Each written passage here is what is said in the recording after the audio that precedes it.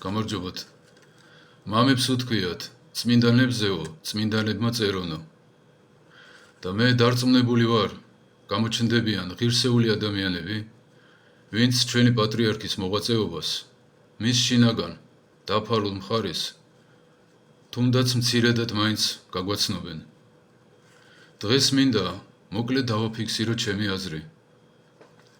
17 მარტს მიწიური საქართველოდან ზეციურ საქართველოში წავიდა ეპოქალური ადამიანი. წავიდა, მაგრამ არსად არ წასულა, არც წავა.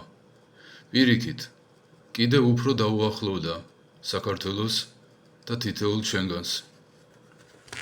და ქართველმა ადამიანმა საპასუხო სიყვარული მთელი სამყაროს დასანახად დააფიქსირა.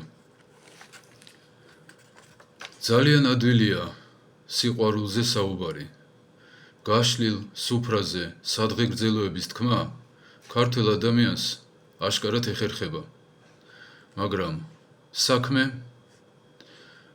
თითოეული ადამიანი, თითოეული ქრისტიანი ვალდებულია ქრისტიანობა აღასრულოს საქმით.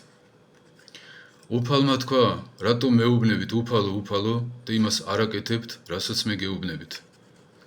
თუ ამ წმინდა ადამიანს ვაქებთ და ვადიდებთ, შესაბამისად უნდა მივბაძოთ მის ცხოვრებას, მის საქმეებს. თუ ჩვენი საქმეები, ჩვენი ყოველდღიური ცხოვრება, მისი ცხოვრების, მისი ყოველდღიურობის საწინააღმდეგო იქნება. გარდაუვალად დადგება დრო, როცა თვითონ პატრიარქი დაგვაყვედრის. მუდმივად მახსენდება სახარების იგავი დიდარზე და ლაზარეზე. ა ブラ ამი, რომელიც სოდომელებისთვის ლოცულობდა. ჯოჯოხეთში მყოფს ეუბნება, რომ ჩვენსა და თქვენ შორისო დიდი უფსკრულია და ვერც თქვენ გადმოხვალთ ჩვენსკენ და ვერც ჩვენ გადმოვალთ თქვენკენ. დღეს ჩვენ ხედავთ უამრავ დამწუხრებულ ადამიანს. მაგრამ რა იქნება 2, 3, 6 თვეში? რა მოხდება საქართველოში? რა მოხდება გრწანიში, გონიოში? ჩვენი შორს მჭრეტელი ხელისუფლება რამდენ არაბს ჩამოგვისახლებს? კიდევ რამდენ ახალ სიუპრისს მოგვიმზადებს? კიდევ რამდენი მედროვე და მშიშარა გაჩუმდება ქვეყნის გაყიდვაზე, თითქოს არაფერი არ ხდება და დაიმალება.